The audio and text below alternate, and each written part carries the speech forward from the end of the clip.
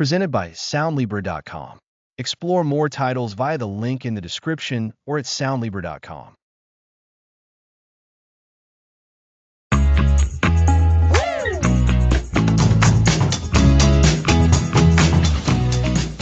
Welcome to Raise Creative Thinkers. I'm Alex. And I'm Lisa. We're so excited to embark on this journey with you, exploring how to nurture imagination and innovation in our children. Before we dive in, just a quick heads up. While we're discussing child development and wellness, please remember this is for educational purposes and isn't a substitute for professional medical or psychological advice. In this first episode, we're going to ignite the spark. We'll define creativity and innovation for children and explore why cultivating these skills is crucial now. This episode lays the groundwork for why everything else we discuss is so vital. It's all about understanding that spark, isn't it, Lisa? That natural, innate wonder and drive that children seem to possess so effortlessly when they're very young. Our goal is to help parents and educators not stifle that, but to actively protect and fan that flame. Exactly, Alex. So, what is creativity? It's not just about artistic talent. At its core, creativity is the ability to generate new ideas, to connect existing ones in novel ways, and to bring something unique into existence. It's about thinking differently. And innovation? How's that tie in? Innovation is where creativity meets action. It's about taking those novel ideas and translating them into practical solutions or new approaches. It's making something happen with that creative thought. So, for a child, creativity might be imagining a castle made of blocks, and innovation might be figuring out how to build it so it doesn't fall down. That's a great way to put it. So, it's not just about the what if, but also the how do we make it work? Precisely. And why is this so crucial for children today? We live in a world that's constantly changing. The jobs our children will do in the future may not even exist yet. The challenges they'll face will require flexible, adaptive thinking. So, simply memorizing facts isn't enough. They need to be able to think on their feet to solve problems that don't have a single right answer. Absolutely. Creativity and innovation are the engines that drive adaptability and problem solving. They equip children with the skills to navigate uncertainty and to thrive in complexity. It's about fostering a mindset where challenges are seen as opportunities for invention. And it's not just about future careers, is it? It impacts their daily lives. It absolutely does. Think about how children naturally engage with the world. They are born explorers, constantly questioning, experimenting, and playing. This is their innate creativity in action. Our role as caregivers and educators is to protect this natural inclination. Protect a how? It sounds like we should be more proactive than just letting them be. That's right. Often, well-intentioned adults can inadvertently stifle creativity. Think about asking a child to color inside the lines too rigidly or always providing the correct way to do something. While structure has its place, overemphasis on conformity can dampen that imaginative spirit. We need to create environments where experimentation is encouraged, where mistakes are seen as learning opportunities. So, it's about giving them the freedom to explore and make their own discoveries, rather than directing every step. Exactly. Imagine a child building with blocks. If an adult immediately steps in and says, "No, that tower is too unstable, you need to do it this way," the child's own problem-solving process is interrupted. But if the adult encourages them to see what happens, to try different arrangements, and to learn from that process, the child develops resilience and inventive thinking. That's protecting the spark.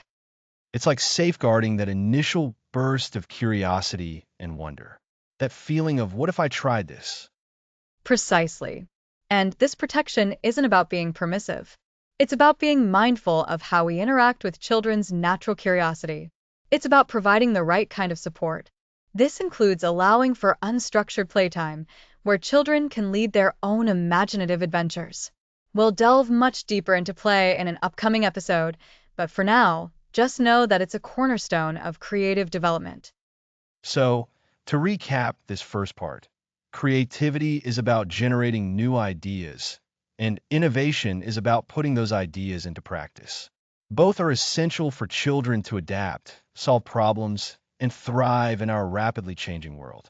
And paramount to this is protecting their innate imaginative spark by fostering an environment that encourages exploration and experimentation.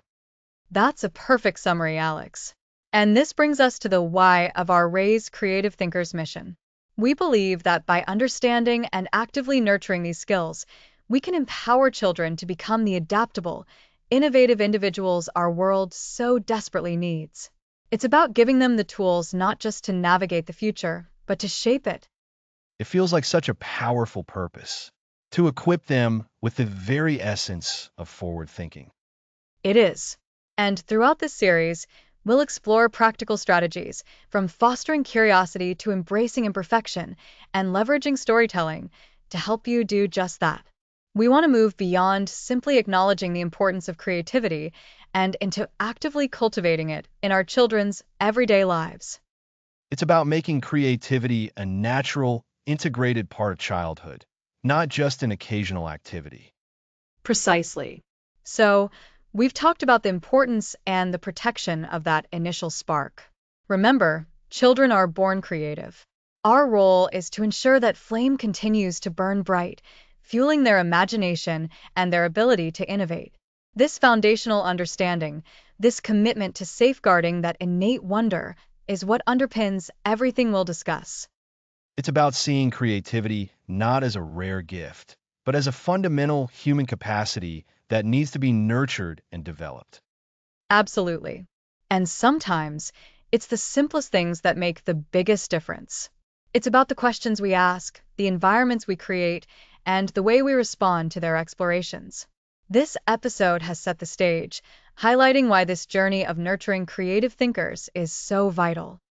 So, the big takeaway for episode 1 is that creativity and innovation are critical for our children's future, and our primary task is to protect and nurture the natural spark of imagination they already possess. Next episode, guarding the inner spark, protecting natural creativity. Join us then. Thanks for listening.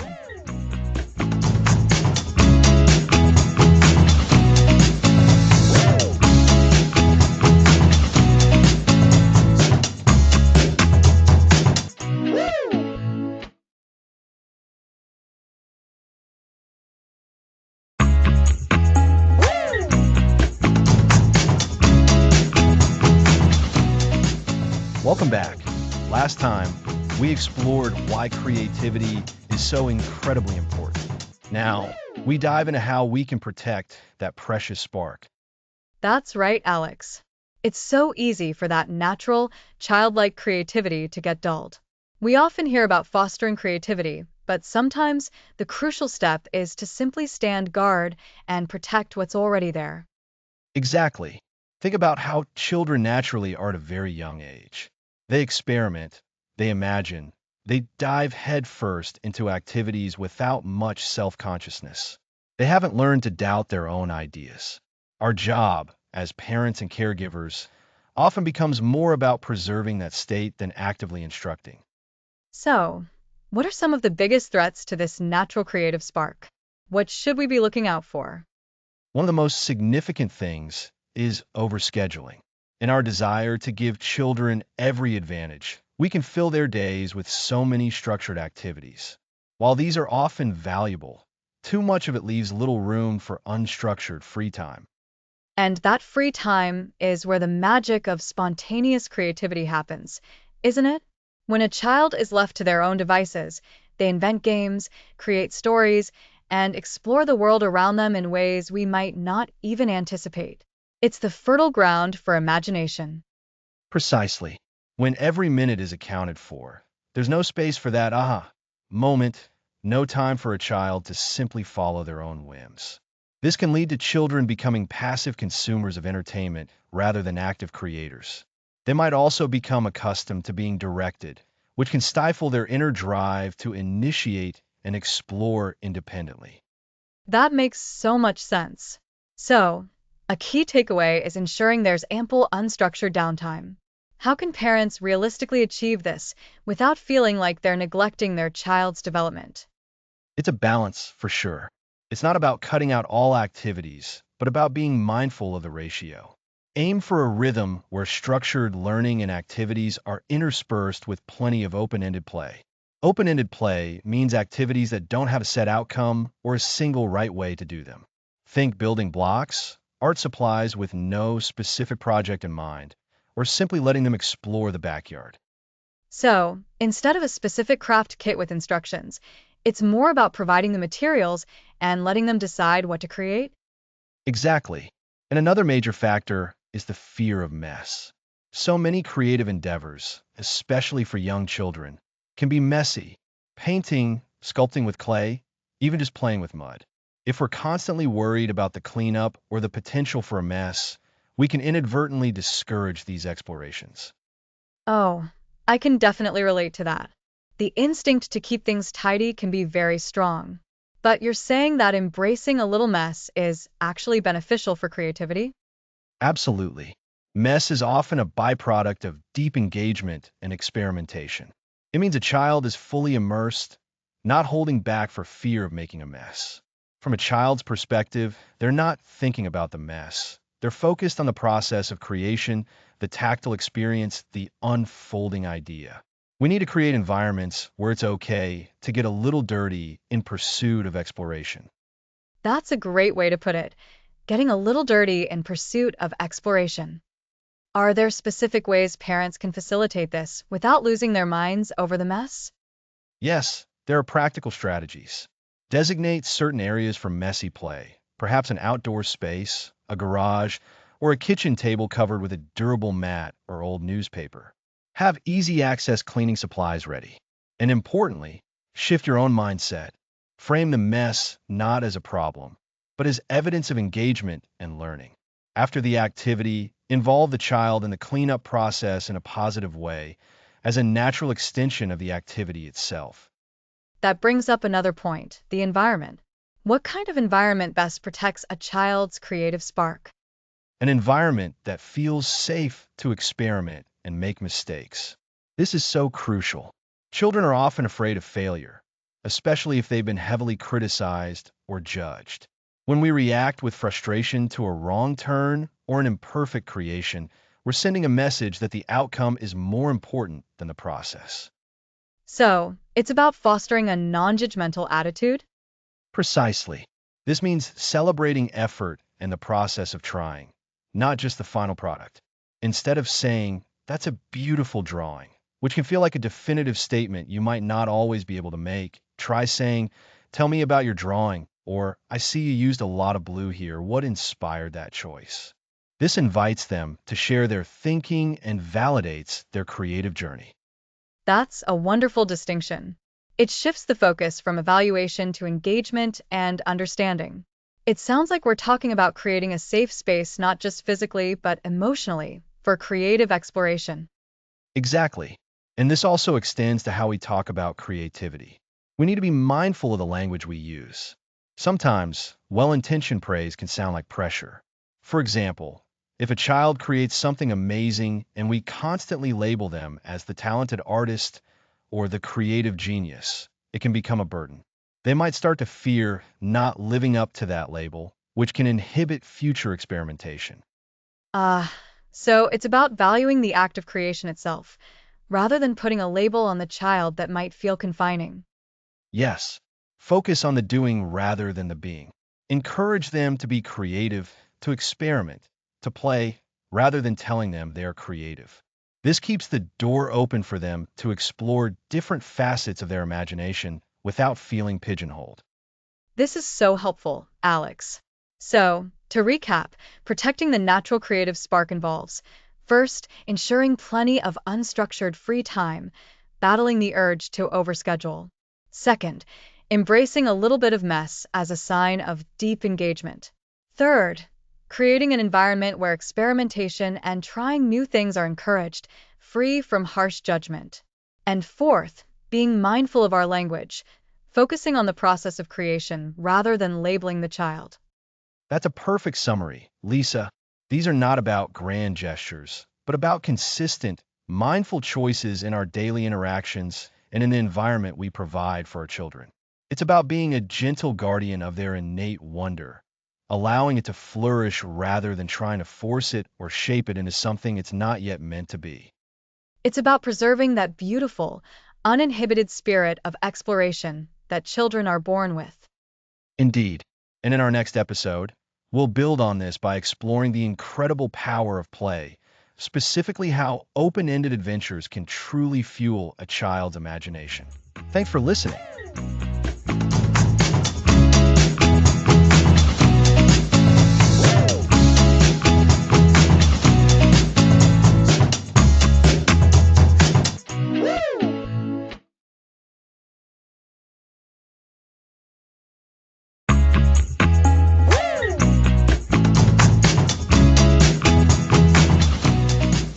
Welcome back. Last time, we talked about why nurturing creativity in children is so important right from the start. Today, we're diving into a powerful tool for that: open-ended play. Open-ended play. That sounds absolutely foundational, Alex. When you say open-ended, what exactly are we talking about? How is it different from, say, a child playing with a toy car that only does one thing? That's a great question, Lisa. Open-ended play is all about giving children the freedom to explore, experiment, and imagine without a set of strict rules or a single correct way to play. Think of it as a blank canvas versus a paint-by-numbers kit. A toy car that only moves forward and makes a specific sound is, in a sense, directing the play. An open-ended toy, however, invites a child to decide what that car is, where it's going, and what adventures it will have. So it's less about the toy itself dictating the play and more about the toy acting as a springboard for the child's own ideas. Exactly. It's play where the child is the director, the designer, and the storyteller. There are no predetermined outcomes. A simple block can become a building, a car, a phone, a character, anything the child's imagination conjures. This type of play is absolutely crucial for developing creativity and problem-solving skills. Why is it so effective then? What's happening in a child's mind when they're engaged in open-ended play? When children engage in open-ended play, their brains are working on multiple levels. First, they're exercising their problem-solving muscles. They might want to build the tallest tower possible, but the blocks keep falling. How do they solve that? They experiment with different bases, try stacking them in a different order, or even decide to build a wider, shorter structure. This trial and error is where learning happens. Trial and error. That makes sense. It's like they're conducting their own little scientific experiments. Precisely. And not just science. They're also developing critical thinking. They have to consider the possibilities, make choices, and see the consequences. If they decide the block represents a phone, they then need to think about how a phone works, what people do with phones, and incorporate that into their pretend play. They are essentially creating their own scenarios and rules. And this, in turn, fuels their imagination, right? It's a feedback loop. The more they play, the more they imagine, and the more they imagine, the more they want to play. You've hit the nail on the head. Open-ended play actively fosters imagination. When a child is given a pile of cardboard boxes, they don't just see boxes. They can see a rocket ship, a fort, a race car, an animal den. The potential is limitless because they are not confined by the object's intended use. This freedom encourages them to think outside the box, to innovate, and to create new ideas. So, what kind of toys or environments really lend themselves to this kind of play? I'm thinking of things that don't have a million buttons or a single function. Absolutely. Think simple, versatile items. Building blocks are a classic example, of course. Wooden blocks, Legos with a large number of varied pieces, magnetiles, or even just plain cardboard boxes. These items have endless possibilities for construction and imaginative scenarios. I've seen kids spend hours with just a collection of rocks and sticks in the garden. And that's the perfect example. Nature provides some of the best open-ended play materials. Loose parts play. Anything from pebbles, shells, bottle caps, pine cones, to fabric scraps is fantastic. Children can sort them, create patterns, build miniature worlds, or use them as props in their imaginative games. What about art supplies? Are those considered open-ended? Definitely. A blank piece of paper, crayons, paint, clay, Play-Doh. These are all incredible tools for open-ended creativity. When a child is given these materials, they can choose what to create, what colors to use, and how to express themselves. It's not about making a perfect representation. It's about the process of exploration and self-expression. Play-Doh, for instance, can be anything from a snake to a cake to a new creature. It's about allowing them to be the creator, not just the consumer of a pre-made experience. Precisely. And it's not just toys. The environment itself can be designed for open-ended play. Creating a maker space at home with various craft supplies, tools, age-appropriate, of course, and building materials can spark immense creativity. Even a designated corner with dress-up clothes or props can transform a child's play. Think about pillows and blankets. They can become forts, tents, and castles in seconds. So, it sounds like the key is providing materials that have multiple uses and don't have a singular, prescribed way of being used. It's about offering possibilities. Yes, offering possibilities and then stepping back. It's tempting for adults to jump in and help or direct the play, but often the most valuable learning happens when children are left to figure things out themselves. This doesn't mean we don't engage with them. It means we engage by asking open-ended questions like, what are you building, or what happens next, rather than, is that a house? Those are great distinctions. Asking questions that invite detail and imagination rather than a simple yes or no. It encourages them to elaborate on their own ideas. Exactly.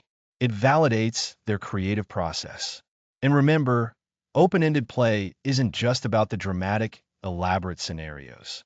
It's also in the simple act of a child arranging their toy animals in a line or building a small ramp for a car. Every choice they make is a small act of creation and problem solving. So, to recap for our listeners, open-ended play is all about providing children with materials and environments that allow for free exploration, experimentation, and imagination without predetermined outcomes. It fosters critical thinking, problem solving, and creativity by letting children be the directors of their own play. That's a perfect summary, Lisa. And it's a joyful way to learn. Simple things like blocks, art supplies, loose parts from nature, and even everyday objects like boxes can become portals to incredible adventures when guided by a child's imagination. It emphasizes process over product and the child's unique ideas over adult expectations. Precisely. By embracing open-ended play, we are not just giving children toys. We are giving them the tools and the freedom to build their own worlds, solve their own problems, and discover their own creative potential, one imaginative adventure at a time. This is such a vital piece of the puzzle in raising creative thinkers. Thank you, Alex. My pleasure. Next episode, The Art of Asking Why, Cultivating Curiosity.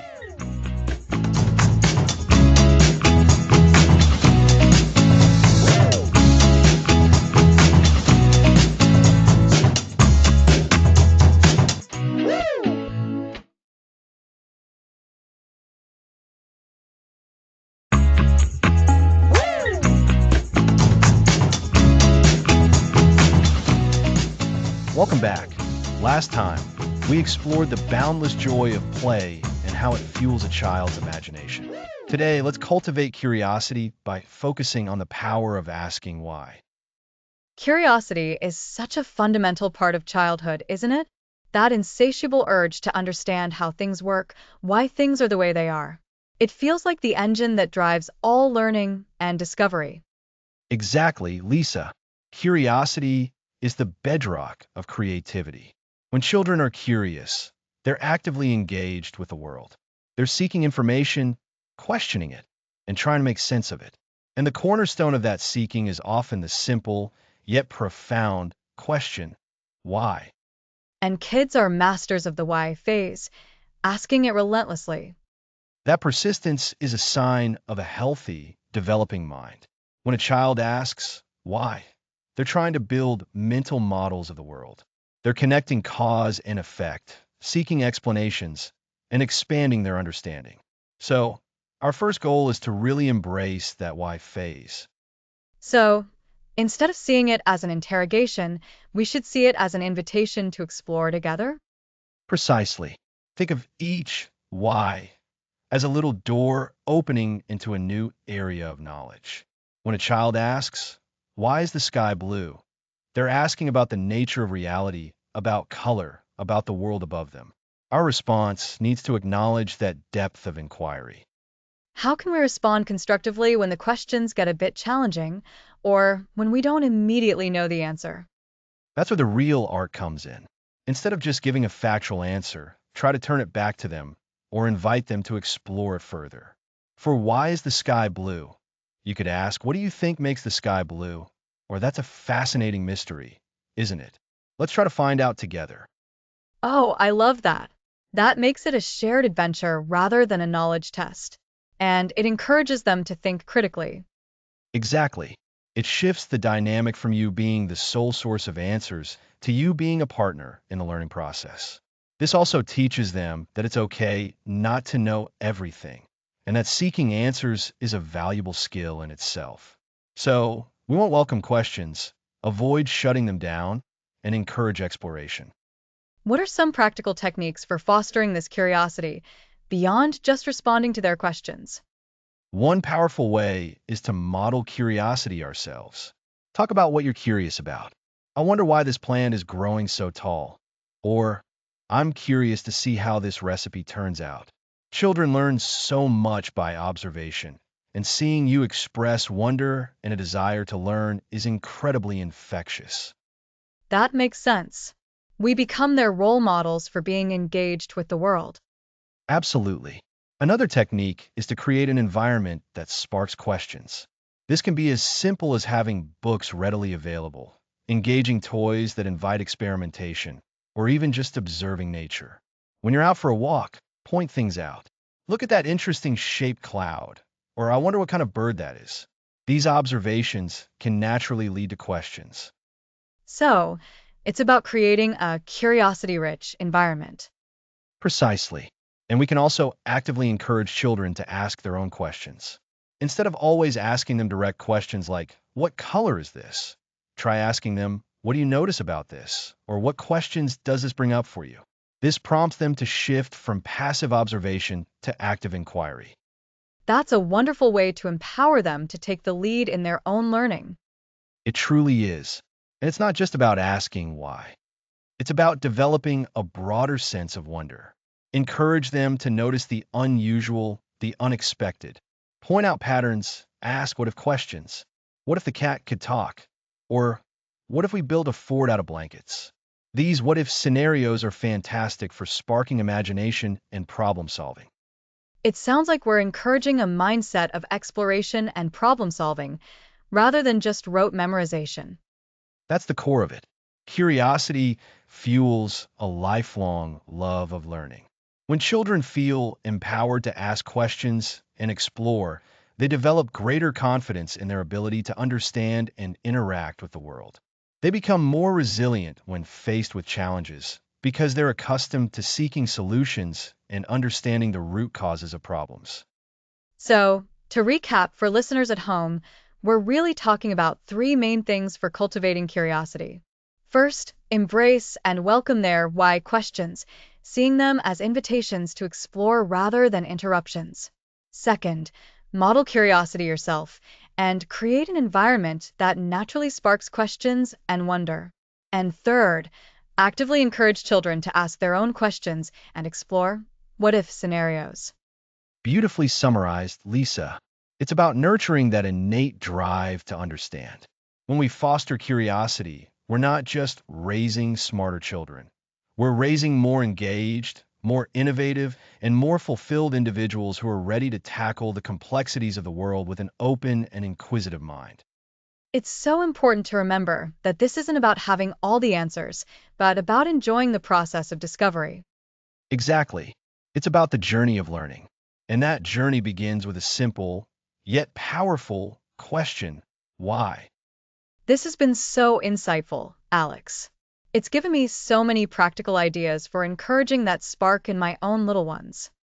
Wonderful. And that brings us to the end of this episode. Next time, we'll be exploring the liberating power of mess and imperfection in the creative process. Looking forward to that. Join us next time on Ray's Creative Thinkers.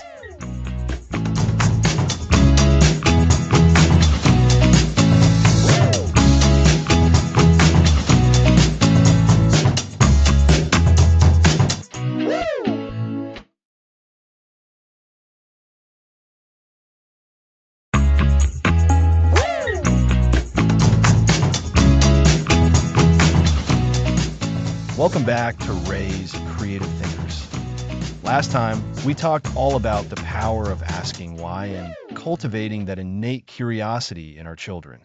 Today, we're diving into something that might make some parents a little nervous, but is absolutely essential for fostering truly creative minds. We're talking about embracing the mess. That's right, Alex. The topic is mess is more, embracing imperfection and exploration. And when I hear mess, I'll admit my first thought goes to spilled paint, muddy footprints, and glitter everywhere. It's natural for parents to want to keep things tidy, but we're going to explore why a little bit of mess can be a gateway to big creative breakthroughs. Exactly, Lisa. Think about it. When we're focused on keeping things perfect, or even just neat, we often stifle the very exploration that sparks creativity. Children learn by doing, by touching, by experimenting. And often, that experimentation isn't a clean, precise process. It's naturally a bit messy. So, you're saying that the freedom to get a little bit dirty or make a bit of a mess actually encourages deeper learning and more innovative thinking. Precisely.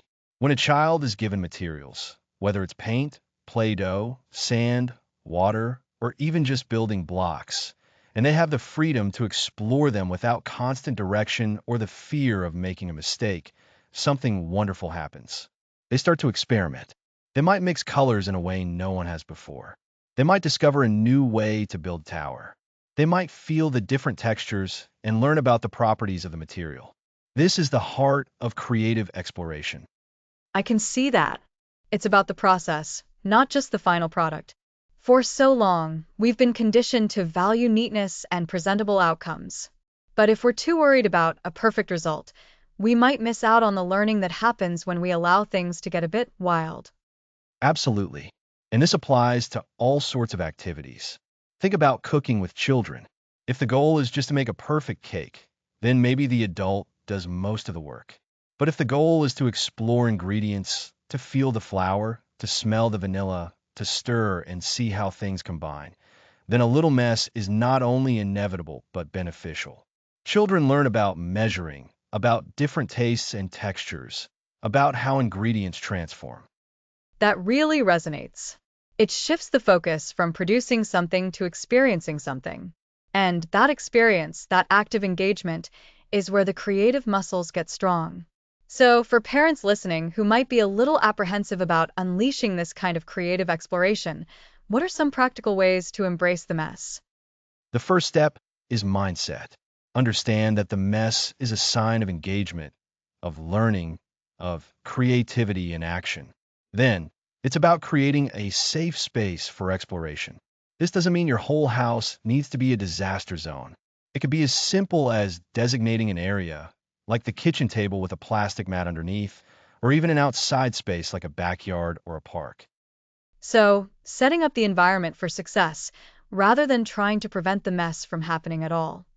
Exactly. Think about tools too. Smocks for painting, large containers for water play, maybe even an old shirt for younger kids. And when it comes to materials, don't be afraid to offer things that might seem a bit uncontrolled. Water, for instance, is fantastic.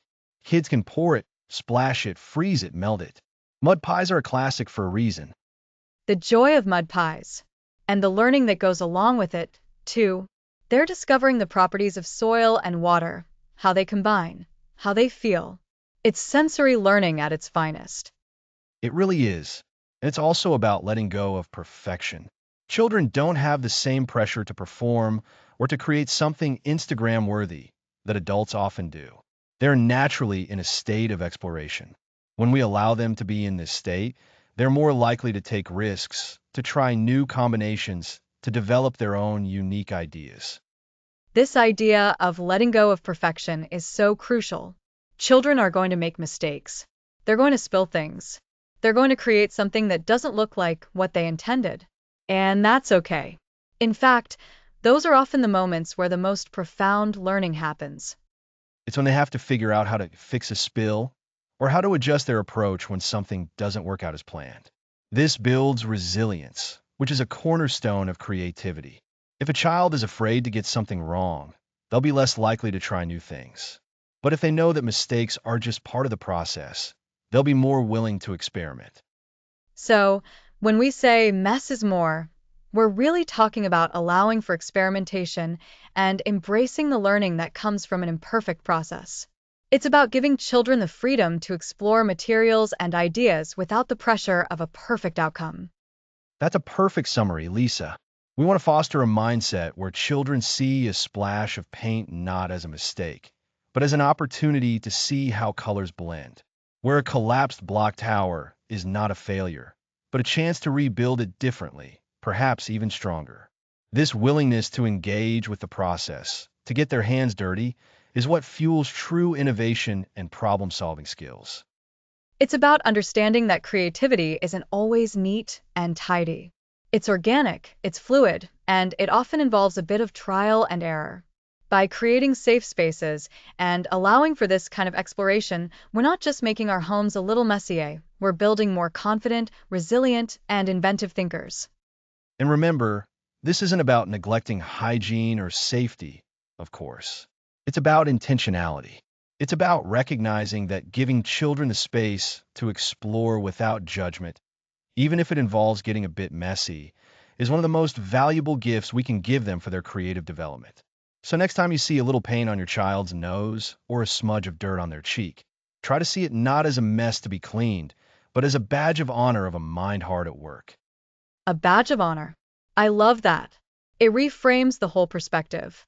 So, to recap our discussion, embracing mess in creative exploration means encouraging experimentation, letting go of the pressure for perfection, creating designated safe spaces for messy activities, and understanding that mistakes are learning opportunities.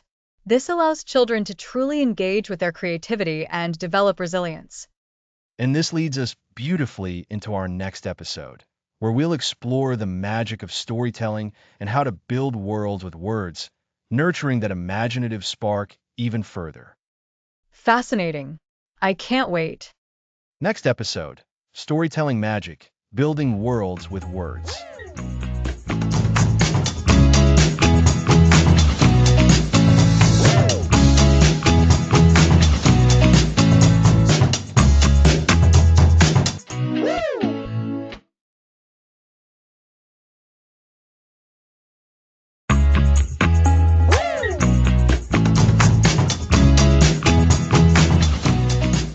Welcome back.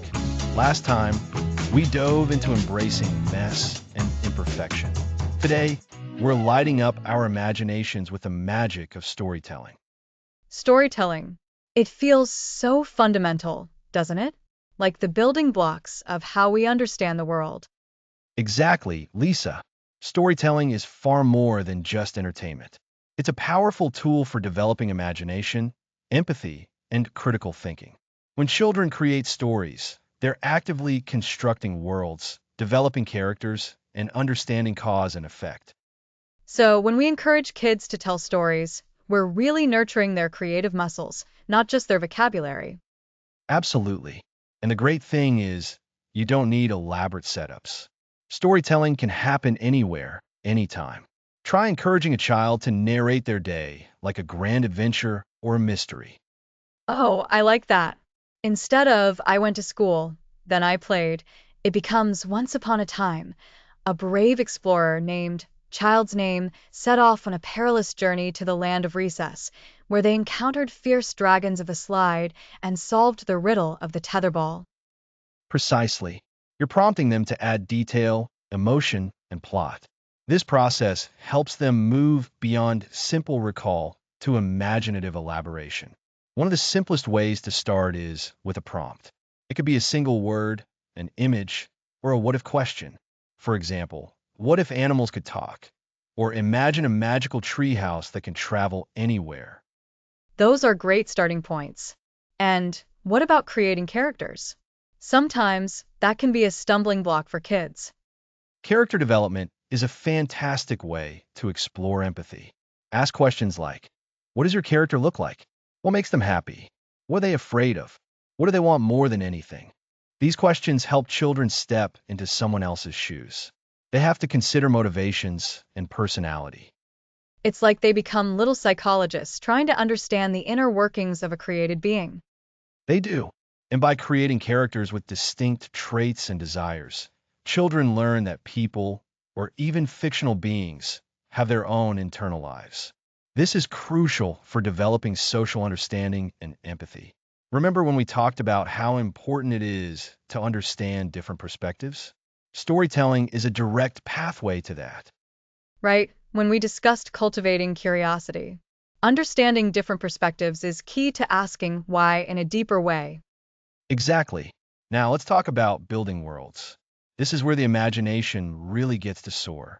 Encourage children to think about the setting of their story. Is it a bustling city? A quiet forest? A planet made of candy? What are the rules of this world? So, if it's a planet made of candy, do people float because it's made of marshmallows, or do they have to avoid melting in rivers of chocolate? That's the kind of specific, imaginative detail that makes a story come alive. It's about creating a consistent, albeit fantastical, reality. You can even use simple drawing prompts. Give them a blank piece of paper and say, draw a map of your story's world. They might draw a castle, a hidden cave, or a dangerous mountain. Then ask them to tell you the story that happens in that place. This connects back to embracing the process, right? They don't have to get the drawing perfect to tell a story about it. Absolutely. The drawing is a springboard, and the story doesn't have to be a perfect, structured narrative from start to finish, especially for younger children. It can be a series of connected scenes or events. The key is that they are creating the narrative flow. You can help them by asking connecting questions. And then what happened? How did character feel about that? What happened next in the land of candy? So, we're guiding them without taking over the creative reins entirely. Precisely. Think of yourself as a facilitator, a co-creator. You can even introduce elements of surprise. Oh no, a giant space squirrel has just landed in your candy planet. What does it want? This introduces an unexpected twist, and the child has to problem solve within their story world. That's like collaborative innovation in action, isn't it? Building on an idea together, even if it's a silly one. It truly is. And this skill, the ability to weave together disparate ideas into a coherent narrative, is foundational for innovation. Innovative thinkers can see connections where others don't, and they can build compelling visions for the future.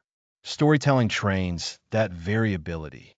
It's about taking elements, characters, settings, conflicts, and arranging them in a novel and meaningful way. It also helps with communication. When a child can tell a story clearly, they're practicing organizing their thoughts and conveying them effectively. That's a vital skill for any future endeavor, whether it's presenting a project at work or simply sharing an idea with a friend. You've hit on a key point, Lisa. Clear communication relies on structure and flow, which are the very essence of storytelling. When children tell stories, they are naturally practicing narrative structure, a beginning, a middle, and an end, even if it's a very simple one. They learn about sequence and consequence. They learn how to build suspense and how to resolve a situation.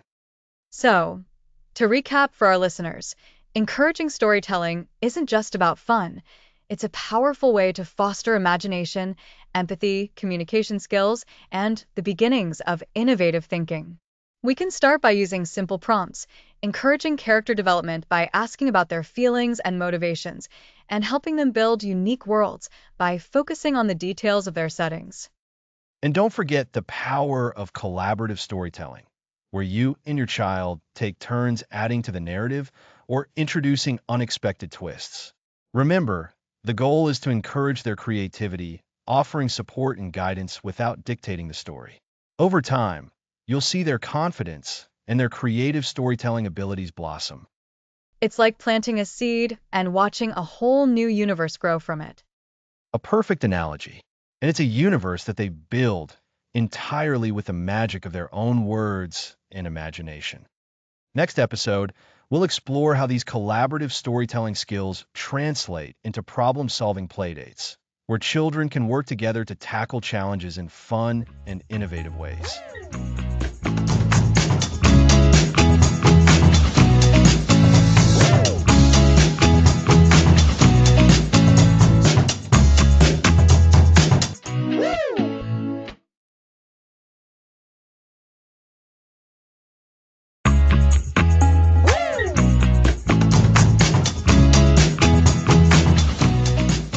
Welcome back to Raise Creative Thinkers. Last time, we explored the magic of storytelling and building worlds with words. It was so much fun, Alex. It got me thinking about applying that imaginative spirit to something practical, problem solving, especially when kids are together. Exactly. Today's episode is Problem-Solving Playdates, Collaborative Innovation. We'll discuss how playdates and sibling interactions can teach children to tackle challenges as a team. Because innovation often happens when people collaborate, right? Not just solo artists. Absolutely.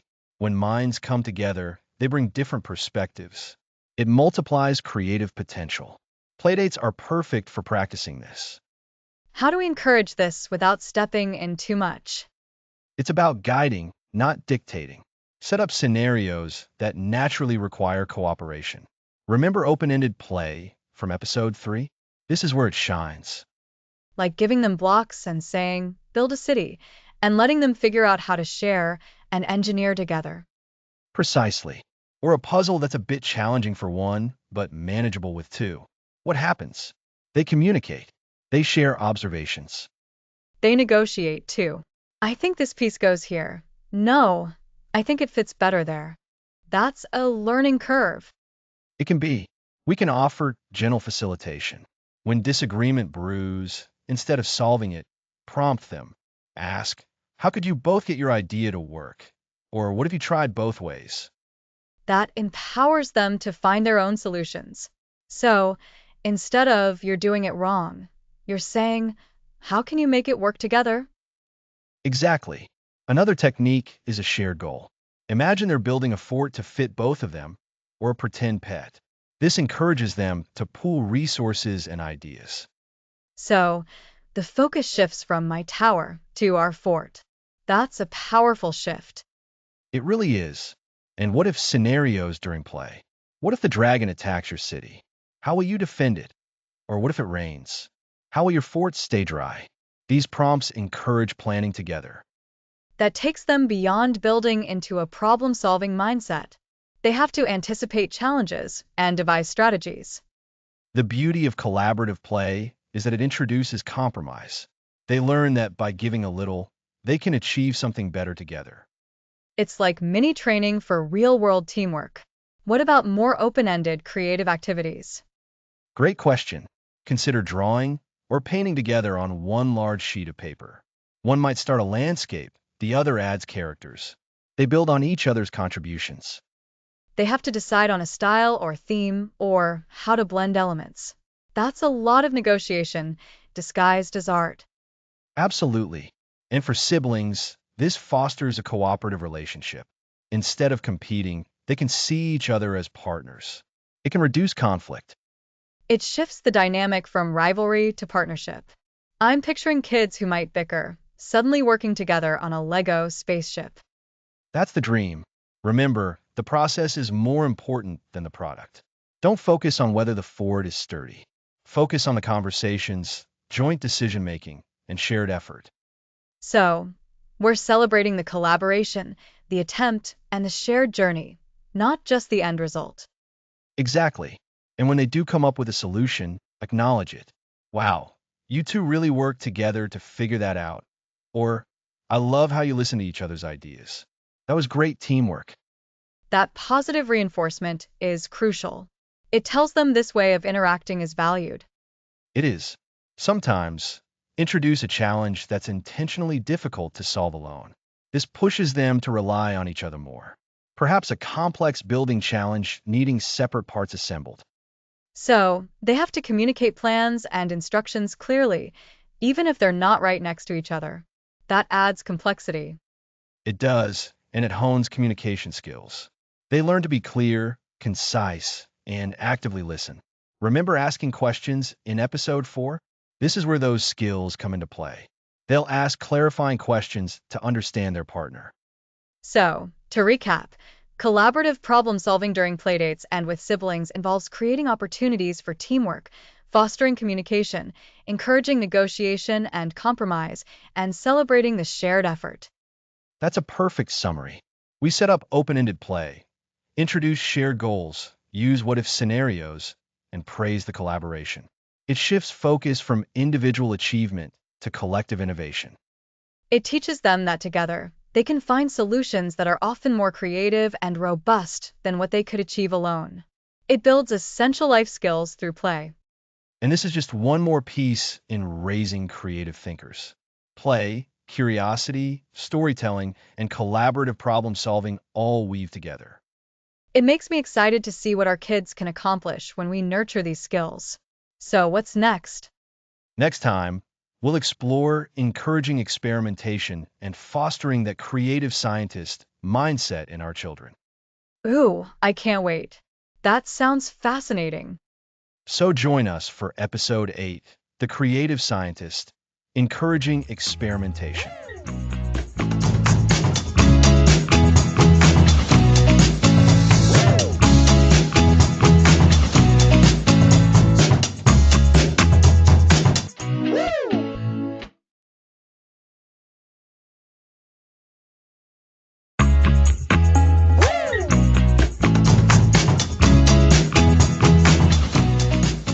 Welcome back to Raise Creative Thinkers. Today, we're encouraging experimentation.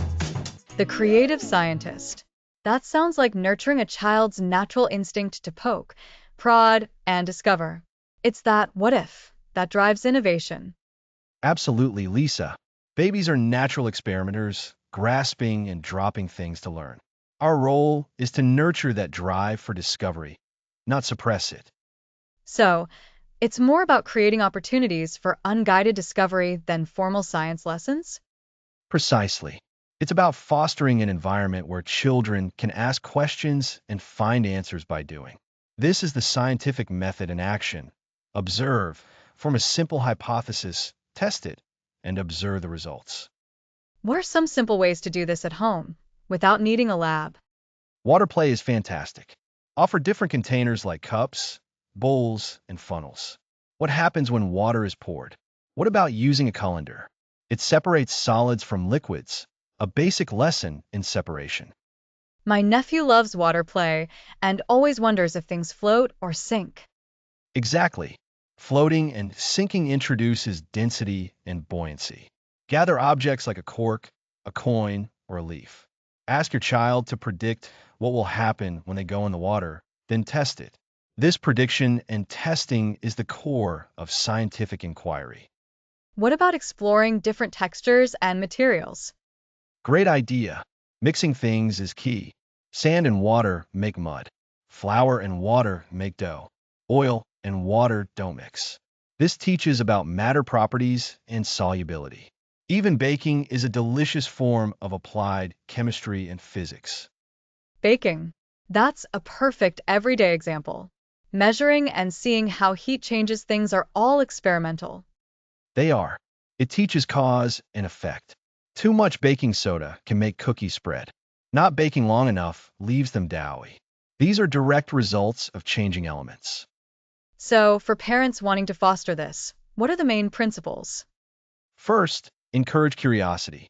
If a child asks why, respond with what do you think? Or how can we find out? Second, embrace mess. Experimentation can be messy. Designate a space and view the mess as evidence of engagement. That's tough for parents, but I see how important it is. Fear of mess can make children hesitant to try new things. Exactly. Third, focus on the process, not just the outcome. It's not always about the right answer immediately. It's about the learning during discovery, even when things don't go as planned. This builds resilience. Resilience. That's vital for future readiness. So, if a hypothesis is wrong or an experiment doesn't work, that's still a learning moment. Absolutely. This is where the creative scientist thrives. They see setbacks as information. They learn to adjust their approach. Think of building blocks. A falling tower teaches about balance and structure. They'll build differently next time. I like framing it as creative science instead of science. It feels less intimidating and more open ended. It's about applying creativity to understanding the world. Simple household items can be used to explore concepts. A lava lamp with oil, water, food coloring, and an Alka-Seltzer tablet demonstrates immiscible liquids, density, and gas production. That one is always a hit. The bubbling is mesmerizing and visually shows how liquids with different densities behave. It does.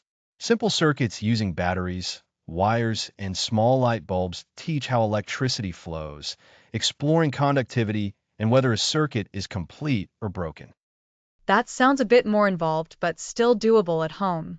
It helps demystify science and technology. That's the aim. We want children to see themselves as capable investigators. Color mixing with paints, watercolors, or food coloring is another great activity. Blue and yellow make green. Red and blue make purple. This is direct experience with color. And that connects back to art and creativity, doesn't it? It's all interconnected. It is all interconnected. Nurturing the creative scientist fosters a lifelong love of learning. It empowers children to explore, question, and understand their world through hands-on experience. We build their confidence to face future challenges with an inquisitive, experimental mindset. So, to recap, encourage hands on experimentation at home with water play, material exploration, baking, color mixing, and simple circuits. Embrace mess, focus on the discovery process, and celebrate their curiosity. Exactly. Let them be scientists of their own world, asking why and what if, and finding joy in their discoveries. That's wonderful advice, Alex. It makes science feel so accessible and exciting. And that's our goal. Next episode, we'll discuss screen time smarts, balancing digital and analog creativity.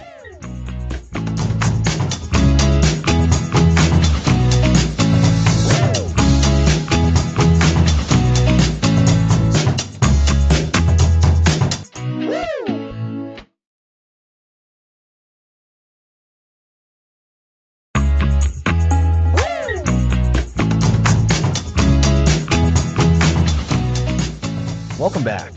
Today, we're tackling screen time. Screen time. The great debate for parents everywhere. It's so easy to fall into either a mindset of screens are bad or screens are essential. But I'm hoping we can find a middle ground today, Alex. Absolutely, Lisa. The reality is, screens are a part of our children's world, and they can be powerful tools for creativity if we guide them thoughtfully. Our focus today is on screen time smarts, looking at how to balance digital and analog creativity in a way that truly nurtures imagination and innovation. We'll discuss how to use screens as creative catalysts, not just for passive consumption, and why hands-on experiences remain crucial. That's a relief to hear. So, where do we begin? Should we just limit screen time to an hour a day and call it a win? That's a common approach, but I think we can go deeper. Instead of just focusing on the quantity of screen time, let's talk about the quality. Think about it. Is your child passively watching a cartoon, or are they actively engaging with an educational app, creating digital art, or even coding a simple game? The difference in creative potential is huge. That's a great distinction. Passive consumption versus active creation. So, a child watching a show might be entertained, but a child using a drawing app is actually making something. Exactly. And that active creation can be incredibly powerful. Many digital tools offer capabilities that traditional tools don't. Think about drawing programs where you can experiment with infinite colors and textures, or animation apps that let you bring characters to life with ease. These can be fantastic springboards for imagination. I've seen my niece get so excited using a stop motion animation app on her tablet. She's building sets and characters out of household items, filming them, and then seeing her creations move. It's a whole process. That's a perfect example of digital creativity complementing analog exploration. She's using physical objects and her imagination, but the screen is the tool that brings it all together in a dynamic way. We want to encourage those kinds of experiences.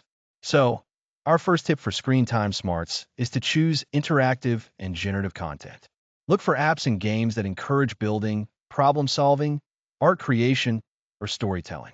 Avoid content that's primarily about watching or consuming. Interactive and generative. I like that.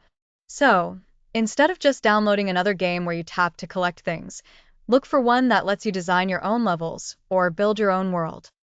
Precisely. And remember, many of these tools are designed to teach concepts. There are fantastic coding apps for kids that introduce logic and problem solving in a fun, visual way. There are digital art studios that teach color theory or perspective. These can spark a child's interest in fields they might not otherwise encounter. That's a really important point.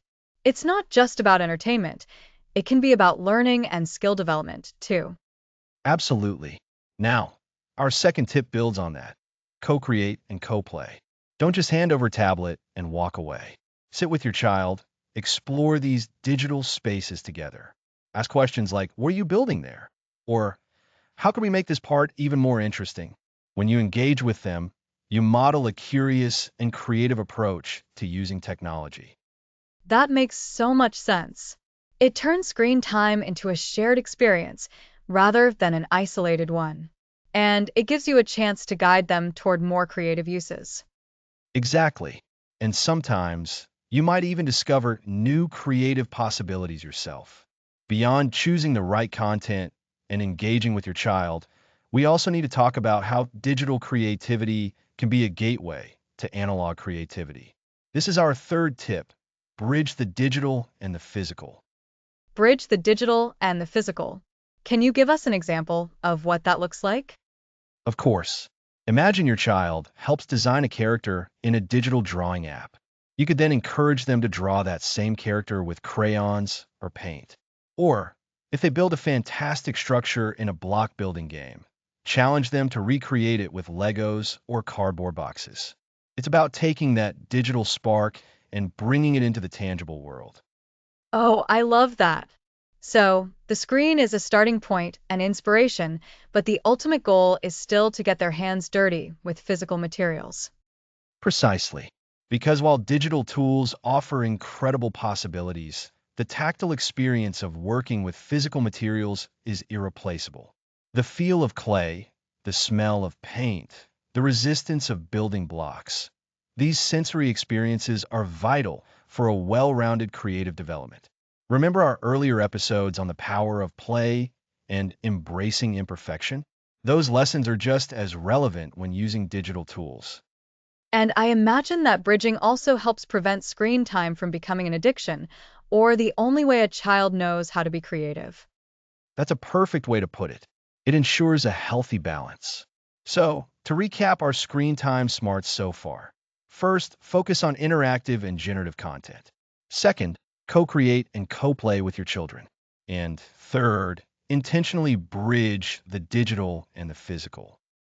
Those are fantastic, actionable tips, Alex. It's about mindful integration, not strict avoidance. Exactly. And it's about recognizing that technology isn't inherently good or bad for creativity. It's how we choose to use it. When technology is used as a tool for creation, exploration, and connection, it can be an incredibly powerful ally in raising creative thinkers.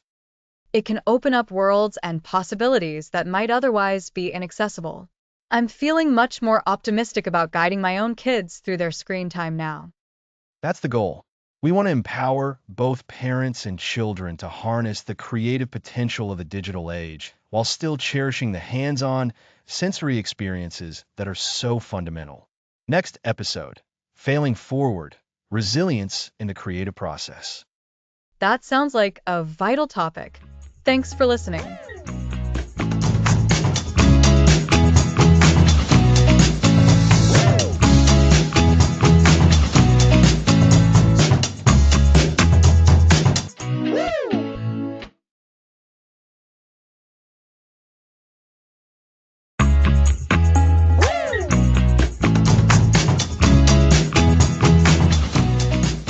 Welcome back. Last time we covered screen time's impact on creativity. Now let's tackle failing forward. Failing forward. I love that phrasing, Alex. It sounds so much more empowering than just failing. Exactly, Lisa. Because in the world of creativity and invention, failure isn't an endpoint, it's a stepping stone. Think about it. Every incredible discovery, every groundbreaking invention was likely paved with numerous attempts that didn't quite work out. So, in essence, we're talking about resilience. How do we help children develop the grit to keep trying when things get tough, especially in their creative pursuits? Precisely. Resilience is that inner strength that allows us to bounce back from setbacks. For kids, this means understanding that a mistake isn't a reflection of their worth or their potential. It's simply a piece of information, a clue pointing towards a different approach. That makes sense. It's like when a child is building something with blocks and it topples over. Instead of just getting upset, they can look at why it fell and try a new stacking method. That's a perfect analogy.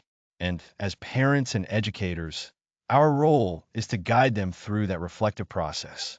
Instead of saying, "Oh, that's a shame," we can ask, "What do you think happened there? What would you try differently next time?" I can see how that shifts the focus from the negative outcome to the learning opportunity. It reframes the failure as part of the experimentation, which we've talked about before. Absolutely. Remember in our episode on experimentation, this is the practical, real-world application of that. Creative endeavors are rarely linear. There are twists, turns, and sometimes what feels like dead ends. But these are all valuable. A scientist doesn't get discouraged if a hypothesis is disproven. They learn from that and form a new one. So, how do we actively encourage this failing forward mindset? Is it about praising effort over outcome?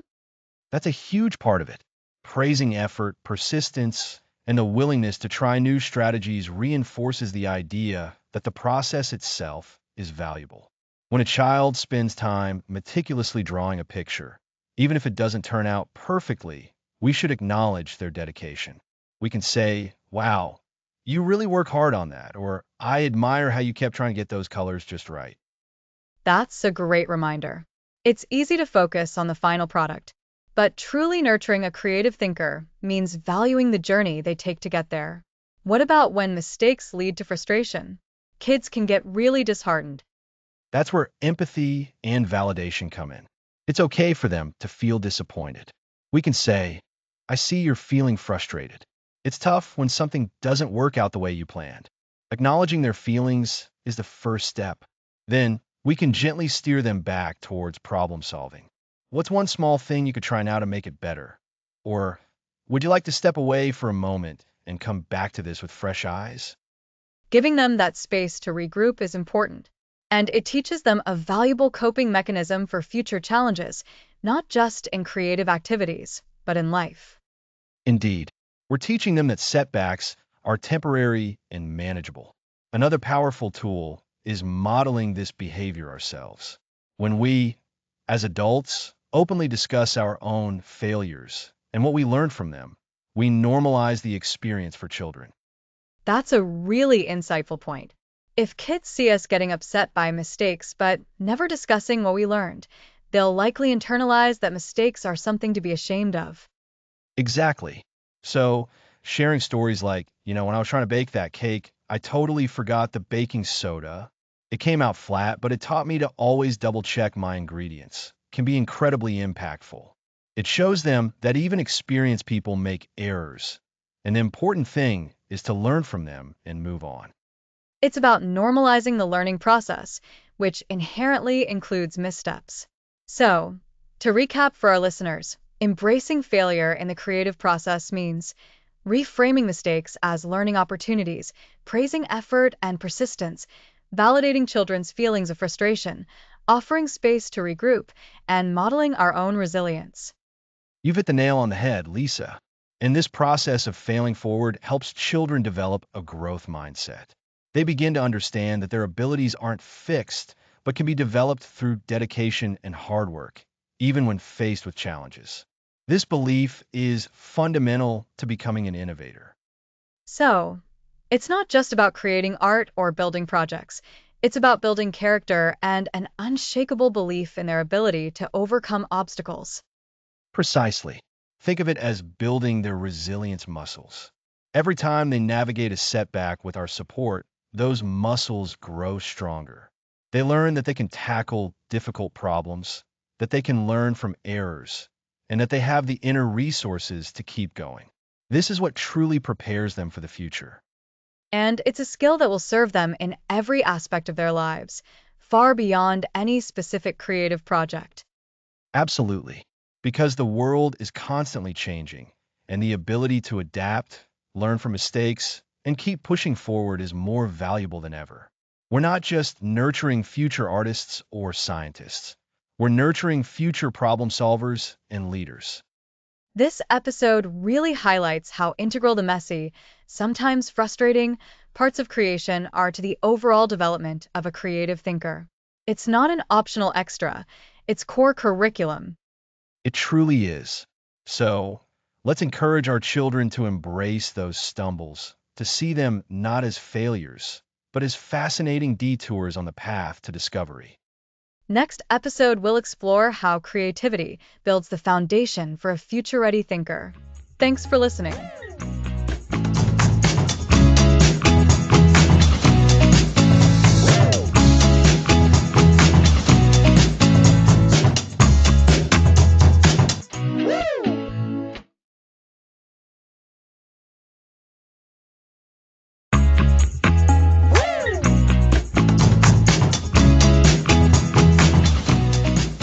Last time, we explored how embracing failure builds resilience in the creative process.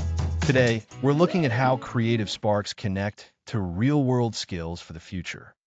We've talked so much about play, curiosity, and mess. How does that translate into skills for a world that's changing so quickly? The future demands more than memorization. It demands adaptability, critical thinking, and solving problems we can't yet imagine. These are direct results of a creative mindset. So, the power of play wasn't just about fun, it built a foundation for something bigger. Exactly. Play teaches experimentation. Kids try things, see what happens, and adjust. This is the essence of innovation. They generate ideas, test them, and iterate. Think of building a fort. That's problem solving on the fly, adapting to materials and space, envisioning a structure. And that connects to encouraging experimentation, not being afraid to try something, even if it might not work perfectly. Precisely. That willingness to experiment, to ask what if, breaks through conventional thinking. When children explore and test ideas, they develop comfort with the unknown. They approach challenges as puzzles. This is critical thinking, analyzing, considering angles, and devising solutions. The world isn't static. Jobs of tomorrow may not exist today. Flexible thinking is key. Absolutely. And speaking of flexibility, mess is more.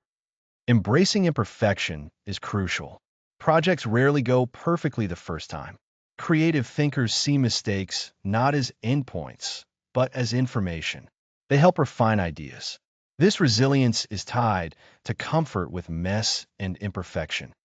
So, getting our hands dirty means we're less likely to shut down when things don't go as planned.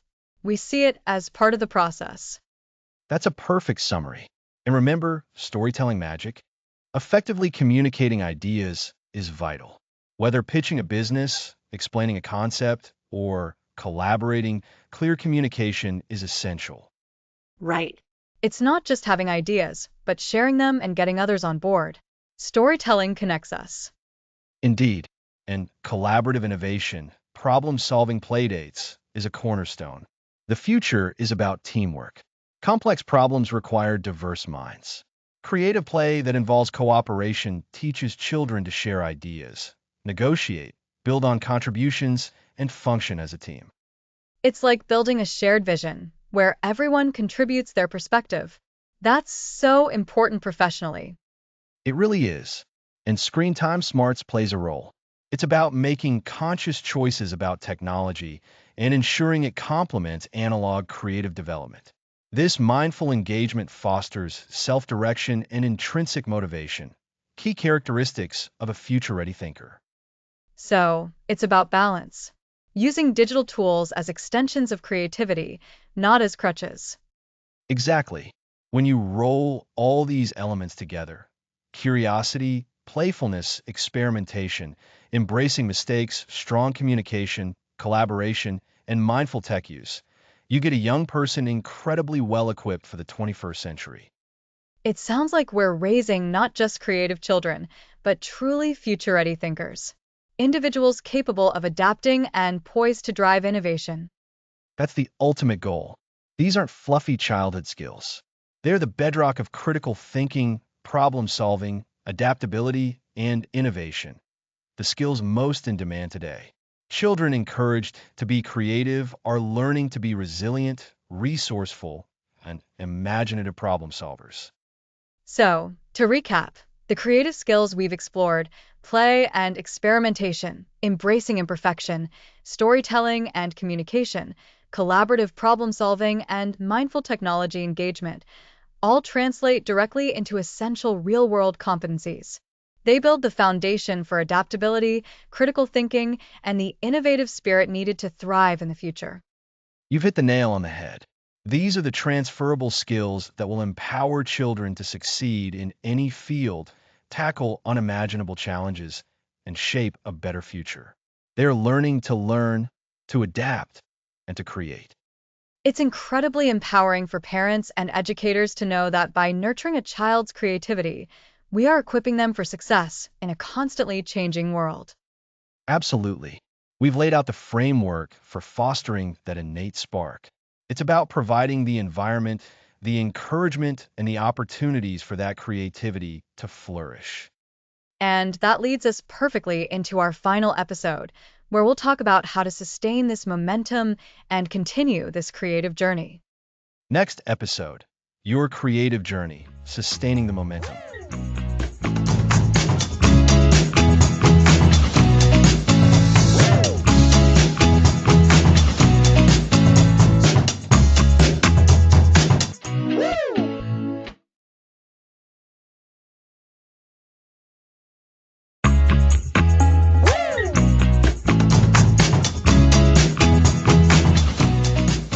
Welcome to the final episode. Today, we're talking about sustaining that incredible momentum you've built. Absolutely, Alex. This is our grand finale, and we want to leave our listeners with a clear roadmap for continuing their child's creative journey. Over the past 11 episodes, we've explored what creativity is, why it's so crucial, and how to actively cultivate it. That's right, Lisa. We started with a very spark of wonder, understanding that creativity isn't just for artists, but for everyone. We talked about why creativity matters. It's the engine of innovation, problem solving, and a fulfilling life. Remember the first episode, where we discovered that creativity is the ability to generate new ideas and solutions. And then we moved into protecting that precious inner spark. Episode 2 was all about creating an environment where natural creativity can flourish, free from unnecessary pressures or judgment. It's about letting those initial, sometimes quirky, ideas have room to breathe. Exactly. And this breathing room is so important for play. Episode 3, The Power of Play, really hammered home how open-ended adventures are the bedrock of creative exploration. Play isn't just fun. It's how children learn to experiment, take risks, and discover new possibilities. Play teaches them to be explorers, and that naturally leads to curiosity. In episode 4, The Art of Asking Why, we emphasized how crucial asking questions is. Cultivating curiosity means encouraging that natural inquisitiveness, helping children delve deeper into the world around them. And when they delve deeper, things can get a little messy, can't they? Episode 5, Mess is More, celebrated embracing imperfection. We learned that the creative process often involves trial and error, and that getting things wrong isn't failure, it's just part of learning. That's a fantastic point. And speaking of learning, episode 6, Storytelling Magic, showed us how powerful narrative is. Building worlds with words and imaginative tales helps children process their experiences, develop empathy, and express themselves in unique ways. Then, we took that collaborative spirit into episode 7, problem-solving playdates. We saw how working with others, engaging in shared challenges, can spark amazing collaborative innovation. It's about realizing that two heads, or even more, can often be better than one when tackling a problem. Episode 8, The Creative Scientist, brought us to experimentation. We learned how to encourage that scientific mindset, that drive to test hypotheses and observe results, which is so fundamental to creative problem solving. It's about making learning an active process. And in our increasingly digital world, episode 9, Screen Time Smarts, offered a balanced approach. We discussed how to navigate digital tools mindfully, ensuring they complement rather than detract from analog creativity and hands-on exploration. A crucial balance to strike. Then, episode 10, Failing Forward, really reinforced the idea of resilience. We learned that setbacks are inevitable in any creative endeavor, and teaching children how to bounce back stronger is a vital life skill. And finally, in episode 11, The Future Ready Thinker, we connected all these threads to real-world skills. We saw how creativity directly prepares children for a future that demands adaptability, critical thinking, and innovative solutions. It's about empowering them for what's ahead. So, Alex, we've covered so much ground.